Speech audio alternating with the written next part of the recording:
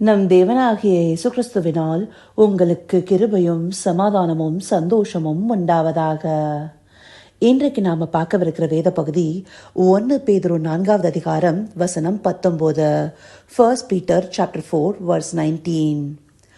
ஆகையால் தேவனுடைய சித்தத்தின்படி பாடனுபவிக்கிறவர்கள் நன்மை செய்கிறவர்களாய் தங்கள் ஆத்துமாக்களை உண்மையுள்ள சிருஷ்டிகர்த்தாவாகிய அவருக்கு ஒப்பு கொடுக்க கடவர்கள். இந்த வசனம் ஆத்துமாவை தேவனுக்கு ஒப்பு கொடுக்கறத பத்தி சொல்லுது. இப்படியாக ஆத்துமாவை ஒப்பு கொடுக்கறதற்கு சரீரமும் ஆவியும் ஆத்துமாவோடு இசைந்து வேலை பார்க்கணும். அப்படி இருக்கும் போதே ஆத்துமாவை உண்மையுள்ள சிருஷ்டிகர்த்தருக்கு ஒப்பு கொடுக்க முடியும். அதை நாம விரிவா பார்க்கலாம். இந்த வசனத்துடைய துவக்கத்துல தேவனுடைய சித்தத்தின்படி பாட அனுபவிக்கிறவர்கள் நன்மை செய்கிறவர்களாய்னு சொல்லப்பட்டிருக்கு. அப்போ தேவனுடைய சித்தமானது நாம நன்மை செய்து பாடுபடணுங்கிறது, அதாவது ஆங்கிலத்துல ரைட்டியஸ் சஃபரிங்னு சொல்லுவாங்க. கிறிஸ்தவ வாழ்க்கையே பாடுகள் நிறைந்ததாக இருக்கு. அப்படி பாடுபடுவது நன்மை செய்து பாடுபடுகிறதாகவே இருக்கணும். தீமை செய்து பாடுபடுகிறது ஒரு நாளும் தேவனுக்கு சித்தமாக இருக்காது. இத 1 பேதுரு 3வது அதிகாரம் 17வது வசனமும் சொல்லுது. தீமை செய்து பாடுகள் அனுபவிப்பதை விட தேவனுக்கு விருப்பமானால் நன்மை செய்து பாடுகள் அனுபவிப்பதே மேன்மையாயிருக்கும். அந்தபடி தேவனுடைய சித்தம் நாம நன்மை செய்து பாட அனுபவிப்பது. அப்படி இல்லாம தீமை செய்து பாட அனுபவித்தா அது ரைட்டியஸ் சஃபரிங்கா இருக்காது. அதாவது நீதி நிமித்தமாக நாம அனுபவிக்கிற பாடாக இருக்காது. அது நம்முடைய சுய இச்சையினால இழுக்கப்பட்டு நம்முடைய தவறுகளின் விளைவாக இருக்கும். அது அன்ரைட்டியஸ் சஃபரிங்காக இருக்கும். அதாவது நீதியின் வழியில வந்த பாடா இருக்காது. ஆண்டவராகிய இயேசு கிறிஸ்துவை எடுத்துக்கொண்டோமே ஆனால் அவர் எந்த ஒரு தப்பும் செய்யல. அவருடைய பாடுகள் எல்லாமே நீதியின் நிமித்தமாக, அவர் செய்த நன்மையின் நிமித்தமாக வந்தது. அப்படி செய்து பாடம் வைக்கும் போது நாம தேவனுக்கு உகந்தவர்களாக மாறுகிறோம். அப்படியாக நன்மை செய்து பாட அனுபவிக்கவே அவர் இந்த பூமியில மனுஷகுமார்னா ஒரு சரீரத்துல வந்திருக்கிறாரு. இதையே எபிரேயர் 10வது அதிகாரம் 5வது வசனத்துல, ஆகையால் அவர் உலகில் பிரவேசிக்கும் போது பலியையும் காணிக்கையும் நீர் விரும்பவில்லை, ஒரு சரீரத்தை எனக்கு ஆயத்தம் பண்ணீர்னு சொல்லியிருக்கிறாரு. தேவன் பூர்வ நாட்கள்ல இருந்து செலுத்தப்படுகிற பலிகள்லயும் காணிக்கையிலும் பிரியப்பட்டவரா அல்ல. அவர் கிறிஸ்துவுக்கு ஒரு சரீரத்தை உண்டு பண்ணது மூலமாக அந்த சரீரத்தையே பரிசுத்த ஜீவ பலியாக ஒப்பு கொடுக்க விரும்பி இருக்கிறாருங்கிறத காண்பிக்குது.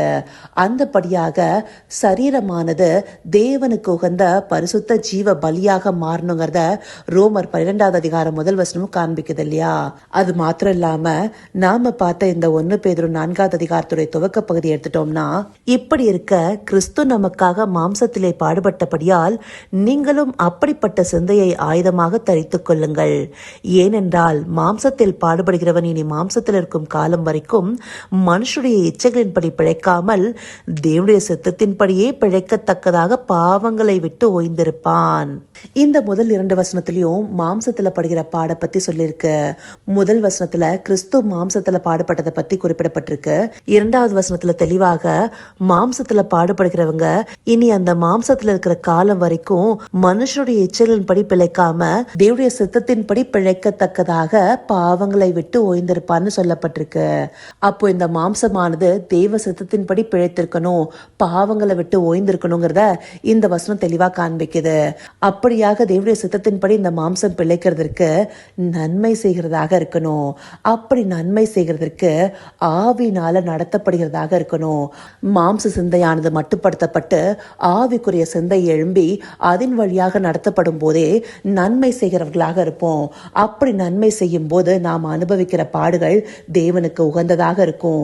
அப்படியாக நம்முடைய மாம்ச சரீரமானது தேவனுடைய சித்தத்தின்படி பிழைக்கிறதற்கு பரிசுத்த ஜீவ பலியாக தன்னை ஒப்பு கொடுக்கணும்.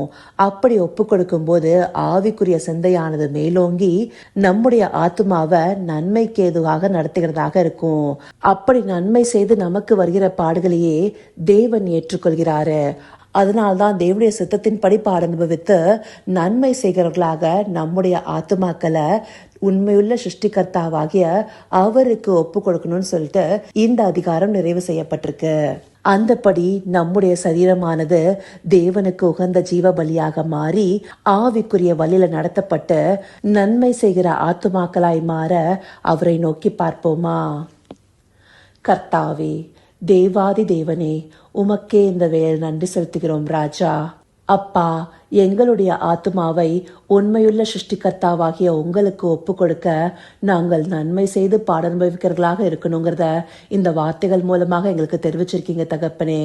அப்படியாக எங்களுடைய ஆத்துமாக்கள் ஒப்பு கொடுக்கப்பட எங்களுடைய மாம்ச சரீரமானது உம்முடைய சித்தத்தின்படி பிழைக்கிற உமக்குகந்த ஜீவ பலியாக மாறி ஆவியின் வழியில நடத்தப்படணும் தகப்பனே.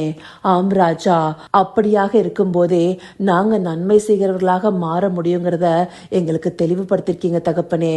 அந்தபடி நன்மை செய்து பாடல்பவர்களாய் எங்களுடைய ஆத்துமாக்களை உமக்கு ஒப்பு கொடுக்கணும் தகப்பனே. அதற்கேதுவாய் தேவரீர் எங்களை நடத்த போகிற கிருபைக்காய் நன்றி. சகலவித துதி மகிமை கனம் யாவும் ஒருவருக்கே செலுத்துகிறோம். இயேசு கிறிஸ்துவின் மூலமாய் வேண்டிக் கொள்கிறேன் பிதாவே. ஆமேன், ஆமேன்.